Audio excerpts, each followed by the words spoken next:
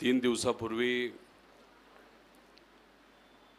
महाराष्ट्रातल्या सामान्य शेतकऱ्यांसाठी तुम्ही आणि आपण सर्वजण मिळून अन्नत्याग आंदोलन इथं केलं होतं। आणि मी एकटाच होतो असं नाही, माझ्याबरोबर 26 ते 27 जण होते। आणि या आंदोलनाला पाठिंबा सर्व शेतकरी, वारकरी, युवा, सर्व संघटना, सर्व इतर पक्षाचे नेते या सगळ्यांनी दिला। मी त्यांचं मनापासून आभार व्यक्त करतो। महाराष्ट्राचे ज्येष्ठ नेते, मंत्री महाजन साहेब या ठिकाणी आलेले आहेत सरकारच्या वतीने आमच्या सर्वांशी संवाद साधण्यासाठी। मी महाजन साहेबांना एकतर सरकारच्या वतीने मी त्यांचं अभिनंदन केलं याच्यासाठी की या कर्जमाफी योजनेला पुण्यश्लोक अहिल्यादेवी होळकरांचं नाव दिलं। मी ज्या मतदारसंघामधून येतो मला अभिमान आहे, आदर आहे। एक सेवक म्हणून मी त्या मतदारसंघाचं काम करतो आणि त्याच मतदारसंघामध्ये पुण्यश्लोक अहिल्यादेवी होळकरांचा जन्म झाला होता। हा जो जी.आर. पुण्यश्लोक अहिल्यादेवी होळकरांच्या नावाने सरकारने काढला तो जी.आर. महत्त्वाचा आहे। कर्जमाफी दिली त्यासाठी सुद्धा मी सरकारचे अभिनंदन करतो। फक्त या जी.आर.मध्ये काही अशा अटी आहेत ज्याच्यामुळे अनेक शेतकऱ्यांना या कर्जमाफीचा लाभ मिळणार नाही, नाहीतर कमी मिळू शकतो। त्यातली एक अट अशी आहे की 2019ची जी कर्जमाफी झाली महात्मा फुलेंच्या नावाली, त्या योजनेमध्ये ज्या ज्या शेतकऱ्यांनी लाभ घेतला अशा शेतकऱ्यांना आत्ताच्या या योजनेमध्ये 50,000 रुपयाची मर्यादा ही घालून दिलेली आहे। त्यामुळे आमचं विनंती आहे, कारण त्या योजनेतून 44 लाख शेतकऱ्यांनी त्या योजनेचा लाभ घेतला होता आणि आम्ही अंदाज जो काढलेला आहे 36 लाख शेतकऱ्यांवर अन्याय होऊ शकतो। म्हणजे त्यांना 50,000 रुपये हे मिळू शकतील, पण आपल्या सगळ्यांची अपेक्षा आहे की या सर्व शेतकऱ्यांना 2 लाखापर्यंतचा लाभ झाला पाहिजे। आणि OTS जी योजना आहे, याच पुण्यश्लोक अहिल्यादेवी होळकरांची ही जी योजना या सरकारने काढली त्याच्यामध्ये OTSचा जो मुद्दा आहे, समजा कोणाचं 2 लाख जे कर्ज आहे ते थकीत असेल तर त्याला 1.5 लाख भरावे लागतील, मग 50,000 मिळणार। 3 लाख थकीत असतील तर 2.5 लाख भरायचे, मग 50,000 मिळणार। आम्ही सरकारला तुमच्या सगळ्यांच्या वतीने विनंती केलेली आहे की 2 लाखवर हे तुम्ही लिमिट घेऊन जावा। 2019ची अट तुम्ही काढा, 50,000 रुपयाची अट काढा आणि सरसकट त्या सर्व शेतकऱ्यांचं ज्यांचं तिथं कर्ज हे प्रलंबित आहे तर त्या लोकांना तिथं 2 लाखाची मदत झाली पाहिजे। समजा कोणाची तरी 1 लाखाचं कर्ज थकीत असेल तर त्याला 1 लाख भरायचे पण लागणार नाही, कारण ते 2 लाखच्या अंतर्गत येणार। कोणाचं 1.5 लाख असेल तर 1.5 लाख, मग त्याला 1 रुपयासुद्धा भरायची काही जरूरत नाही। समजा 2 लाखाच्या पुढे असेल तर मग जो काही फरक असेल तो भरला चालून जाईल आणि सरकारकडनं 2 लाखची मदत केली जाईल। ह्यातून 36 लाख शेतकऱ्यांना याचा फायदा होईल। याच्याचबरोबर जे रेग्युलर शेतकरी आहेत त्यांना सरकारने 50,000 रुपये देण्याचं ठरवलेलं आहे। आमची विनंती आहे सरकारला की हे जे लिमिट आहे 50,000चं ते थोडंसं वाढवून घ्यावं। आणि याच्यातच आपण जर बघितलं तर त्यांनी एक अट टाकली आहे कंटिन्युअसली, म्हणजे सातत्याने 2 वर्ष या शेतकऱ्यांचं जे कर्ज आहे ते रेग्युलर पाहिजे। आणि त्यात दुसरी अट अशी आहे की 25-26 आणि 26-27, 26-27 हे वर्ष संपलेलं नाही, म्हणजे आपल्या शेतकऱ्यांना वर्षभर थांबावं लागणार आहे या योजनेचा लाभ घ्यायला। त्यामुळे सरकारला महाजन साहेबांच्या माध्यमातून आपण विनंती केलेली आहे ही अटसुद्धा काढण्यात यावी, जेणेकरून अधिकचे 14 लाख शेतकऱ्यांना याचा फायदा होणार आहे। त्यामुळे या 2 प्रमुख आपल्या मागण्या आहेत ज्या सरकारसमोर या योजनेच्या अंतर्गत आपण ठेवलेल्या आहेत। एवढ्या महान व्यक्तीचं नाव ज्यांनी शेती विषयामध्ये महिला सबलीकरणामध्ये खूप मोठं कार्य केलं, अशा पुण्यश्लोक अहिल्यादेवी होळकरांचं नाव या योजनेला दिलं असेल आणि याच्यात जर अशा अटी असतील ज्याच्यामुळे बहुतांश शेतकऱ्यावर अन्याय होणार असेल, तर मला असं वाटतं की कुठंतरी तिथं मोठ्या महामानवाचं पुण्यश्लोक अहिल्यादेवी होळकराचा अवमान होऊ शकतं. त्यामुळे कृपा करून ही अट या योजनेतून काढण्यात यावी अशी विनंती त्यांना केलेली आहे. याच्याचबरोबर आम्ही महाजन साहेबांना म्हणजे सरकारला अशी एक विनंती या पत्राच्या मदतीने केलेली आहे की येणारं वर्ष आपल्या सर्वांसाठी अतिशय कठीण आहे. सरकारच सांगते आणि आपल्यालासुद्धा माहिती आहे की यंदा पाऊस कमी पडणार आहे. पाऊस जर कमी पडणार असेल तर मग आपल्या शेतामध्ये येत्या काळामध्ये काही पिकणार नाही आणि जे काही ऊस नाही तर कुठलंही पीक असेल ते सुद्धा कदाचित जळून जाऊ शकतं. म्हणजे शेतकरी अजून अडचणीत येणार आहे. त्यामुळे ही योजना लागू करणं आपल्या सर्वांसाठी आणि ते सुद्धा हे अटी काढून हे महत्त्वाचं आहेच. पण त्याच्याचबरोबर मधल्या काळात आणि यांच्याच सरकारने 2024च्या इलेक्शनच्या आधी आपण बघितलं असेल तर ₹1 विमा काढला होता. त्याच्यात 4 ट्रिगर होते. पण नंतर हा विमा कॅन्सल झाला. ते 4 ट्रिगर काढण्यात आले. त्याच्यामुळे शेतकऱ्यावर अन्याय झाला. त्यामुळे सरकारला विनंती करतो की जी योजना तुम्हीच आणली होती, जी बंद झालेली, परत एकदा या काळामध्ये ती आणावी. म्हणजे या दुष्काळी काळामध्ये आमच्या शेतकऱ्याला तिथं फायदा होऊ शकतो, अशी एक मागणी इथं करतो. आणि लवकरात लवकर ही जी काही अटी काढून जी योजना तुम्ही आणलेली आहे त्यातून जे काही कर्ज माफ होईल ते पुनर्गठन तुम्ही करा आणि आमच्या शेतकऱ्याला लगेच नवीन कर्ज तिथं कसं मिळेल यासाठी आपण प्रयत्न करावे अशी विनंती मी सरकारला इथं केलेली आहे. आणि त्याच्याचबरोबर या पवित्र भूमीमध्ये इथं करोडो वारकरी इथं येत असतात आणि वारकरी म्हणजे खऱ्या अर्थाने शेतकरी असतो आणि शेतकरी इथं मोठ्या संख्येने येत असेल आणि याच पवित्र भूमीमध्ये विठोबरायांचे चरणी हे आंदोलन आपण केलं आणि कुठल्याही परिस्थितीमध्ये याच्यात राजकारण नव्हतं. कुठेही आपण आपल्या पक्षाचे चिन्ह वापरले नाही. जो कोणी इथं मान्यवर आला त्यांनी ओपन न बोलवता त्या ठिकाणी पाठिंबा दिला शेतकऱ्यांच्यासाठी. त्यामुळे अराजकीय आंदोलन इथं झालं. त्यासाठी महाजन साहेब इथं आले.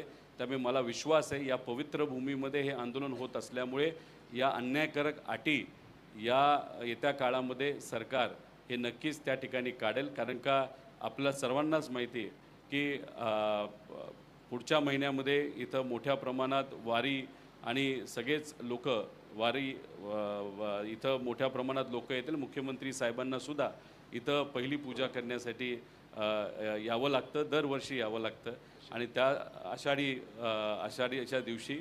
त्यामुळे लोकांचा आशीर्वाद हा नक्कीच नेत्यांना तिथं लाभेलच.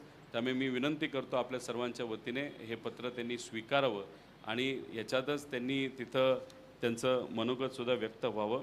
त्याच्याचबरोबर आम्ही सरकारला एक विनंती केलेली आहे की रविकांत तुपकर हे शेतकरी नेते बुलढाण्याला उद्यापासून बसत आहेत. त्यामुळे शेतकरी नेते आहेत.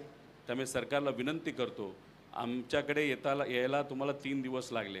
त्यांच्यापाशी 3 दिवस न लावता उद्या नाही तर परवाच त्यांना तिथं भेटावं, त्यांना त्यांच्या मागण्या समजून घ्याव्या. त्यांनीसुद्धा अन्य त्याग आंदोलनच केलेलं आहे.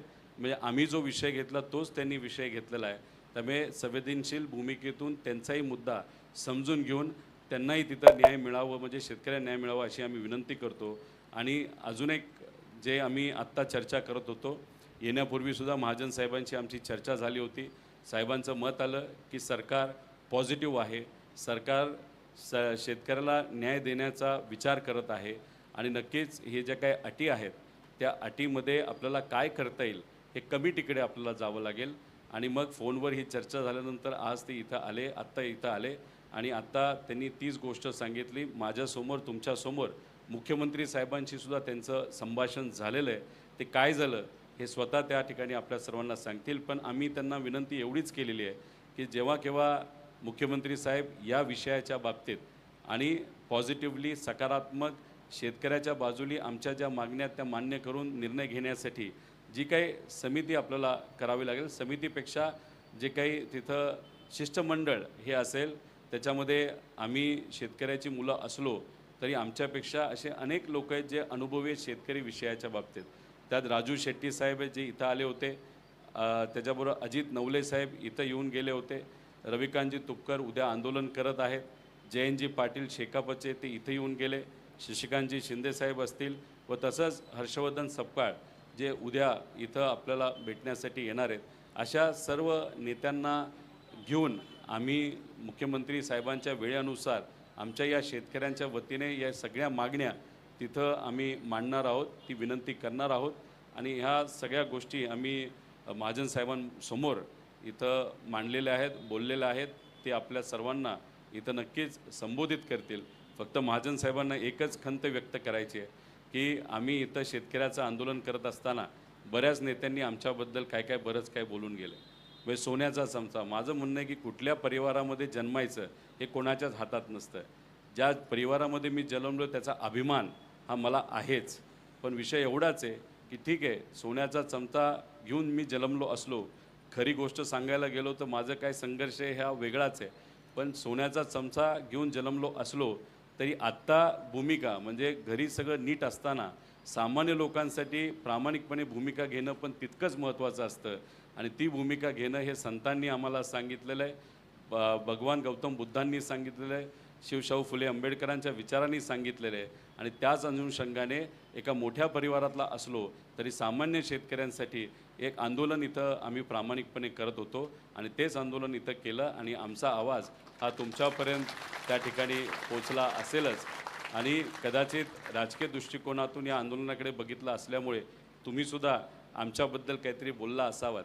पण माझं एवढंच मत आहे की जेव्हा तुम्ही एका पदावर असता त्या पदाचा मान ठेवला पाहिजे, कारण त्या पदाच्या माध्यमातून तुम्ही सामान्य लोकांना न्याय देऊ शकता आणि ते तुम्ही द्याल ह्या मागण्या बघून असा विश्वास आहे मुख्यमंत्री साहेबसुद्धा देतील. त्यामुळे जे काही तुम्ही मला बोलला असाल ते व्यक्तिगत आहे असं मी समजून बाजूला सरकवतो. त्या वादामध्ये गरिबाचं नुकसान होऊन आम्ही देणार नाही. त्यामुळे आपण ही भूमिका मांडावी आणि त्या ठिकाणी सरकारकडनं आपण काय करणार आहात हे आमच्या शेतकऱ्याला तिथं सांगावं अशी विनंती करतो. धन्यवाद. रामकृष्ण.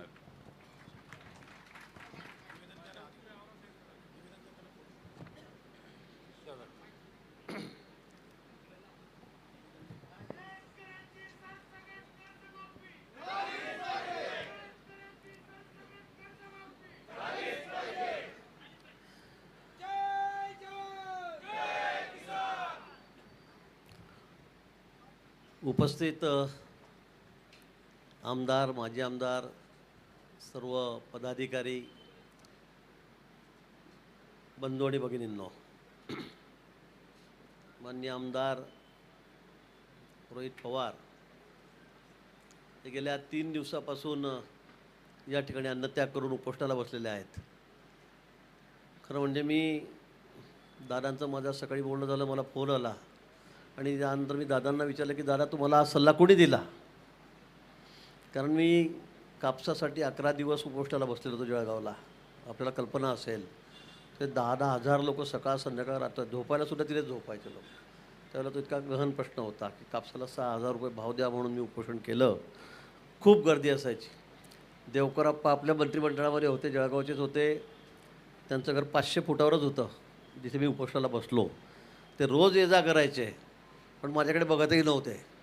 मला असं वाटलं एखाद्या दिवशी तरी येतील, माझं उपोषण सोडवतील, काहीतरी आश्वासन देतील, पण एकही दिवस ते आले नाही. 5व्या-7व्या दिवशी मी त्यांना निरोप पाठवला, कार्यकर्त्यांना पाठवलं आणि म्हटलं बाबा त्यांना विचारा आपण ना की आपले चांगले संबंध आहेत, मला एकदा विचारा तर माझं उपोषण तर सोडा, काही आश्वासन तर द्या, वरती बोला. पण त्यांनी सांगितलं, मला वरतून सांगितलं आहे की अजिबात तिकडे बघायचं सुद्धा नाही, त्याला जितक्या दिवस बसायचं असेल तितके दिवस बसू द्या. आता सांगायला मला हरकत नाही, अजितदारांचा कडक निरोप त्यांना होता की तिकडे बघायचंच नाही त्याच्याकडे, गिरीशकडे, त्याला बसू द्या तिथे काय उपोषणाला बसायचं असेल तर. आणि असं माझं 11 दिवस उपोषण चाललं. शेवटी मुंडेसाहेब आलेत, देवेंद्रजी आले, मुनगंटीवारजी मित्र त्यावेळेला होते, सगळे आम्ही आमची टीम होती, सगळे त्या ठिकाणी आलेत आणि मग त्यावेळेला ते उपोषण त्या ठिकाणी माझं सुटलं. आणि म्हणून मी म्हटलं की उपोषणाच्या भानगडीत पडायचंच नाही. आपलं काय मार्ग असेल, सदस्यर आपण आमदार आहोत, आपण विधिमंडळात मांडू शकतो.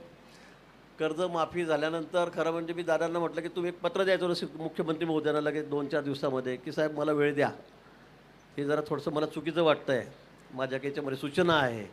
आपण सांगितलं असतं साहेबांनी वेळ दिला असता, म्हणजे उपोषणाची वेळ आपल्यावर आली नसती आणि यातून मार्ग लवकर निघाला असता. पण आपण तसं न करता इतर उपोषणाचा मार्ग स्वीकारला. ठीक आहे, तर आपल्याला वाटलं आपण त्या ठिकाणी बसलेला आहात, पण आता या संदर्भामध्ये काहीतरी मार्ग निघाला पाहिजे. आपल्याला माहीत आहे 17मध्ये देवेंद्रजी मुख्यमंत्री असताना आम्ही त्यावेळेला कर्जमाफी केली होती. नंतर यावेळेला तर मागणी नसताना खरं म्हणजे निवडणुकी नव्हती. आता 4-6 महिने झाल्या निवडणुका, महापालिकेच्या झाल्या, नगरपालिकेच्या झाल्या, विधानसभेचे आता वर्ष 1.5 वर्ष झालेले आहेत, लोकसभेच्या झाल्या. मागणी नसता अचानक मुख्यमंत्री महोदयांनी निर्णय जाहीर केला, समिती नेमली, निर्णय केला आणि जवळपास 37,000 कोटी रुपये आपण शेतकऱ्यांची कर्जमाफी यातून केलेली आहे. मोठी रक्कम आहे. ठीक आहे, आपलं काही त्या बाबतीत वेगळं म्हणणं असेल आम्ही समजू शकतो, पण याच्यामध्ये मित्राचे CEO प्रवीण परदेशी यांच्या अध्यक्षतेखाली 5-6 सगळे सेक्रेटरी आहेत प्रमुख खात्यांचे, त्या समितीत होते.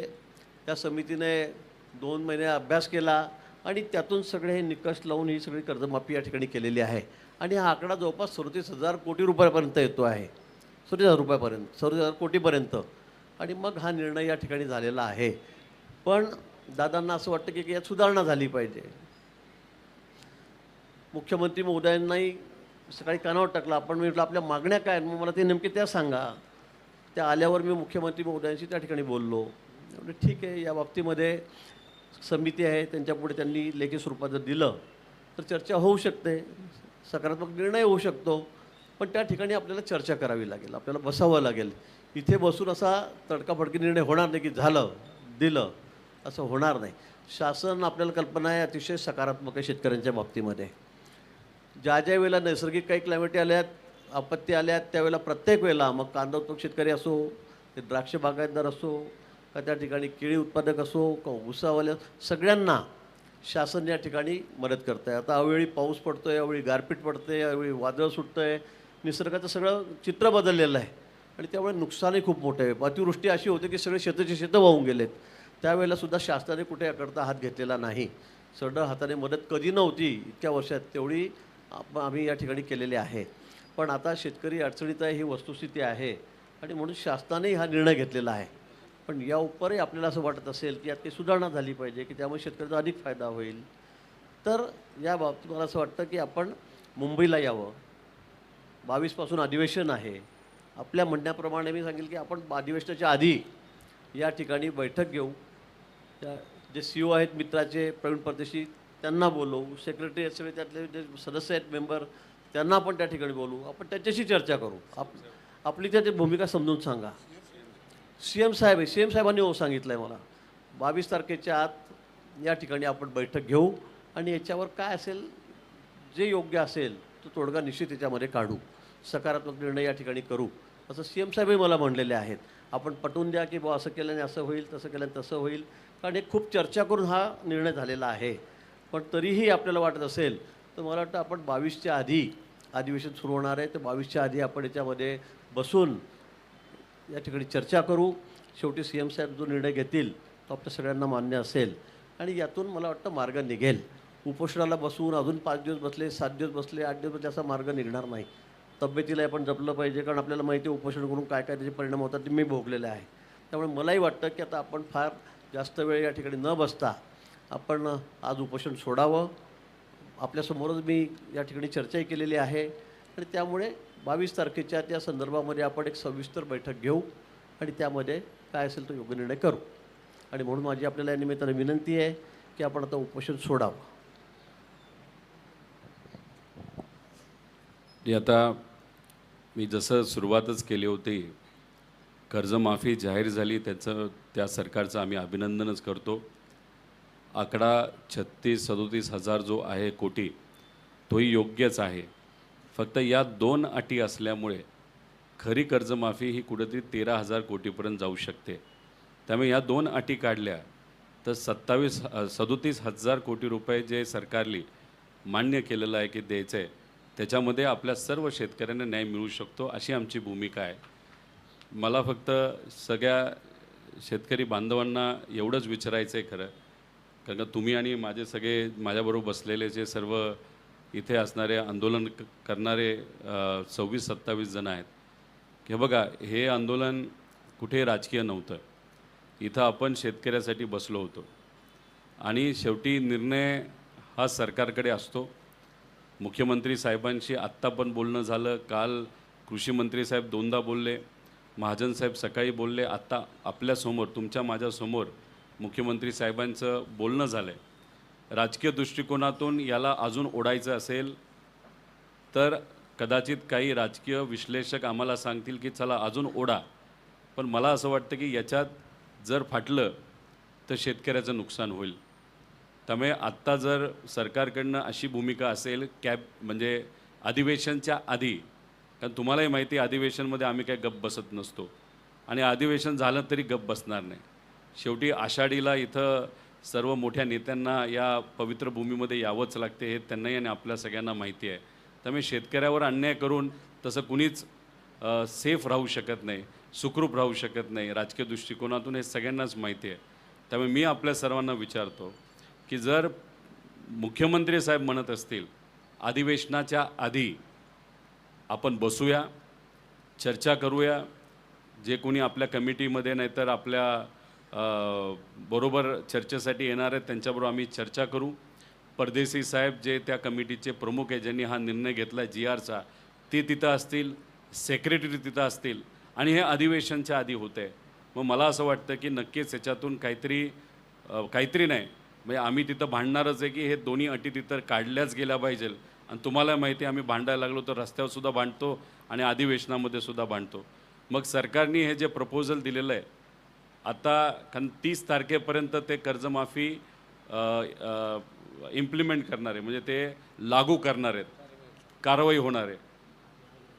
त्यामुळे 30 जूनपर्यंत ते लागूच करणार असतील, त्याच्या आधी ही बैठक होईल.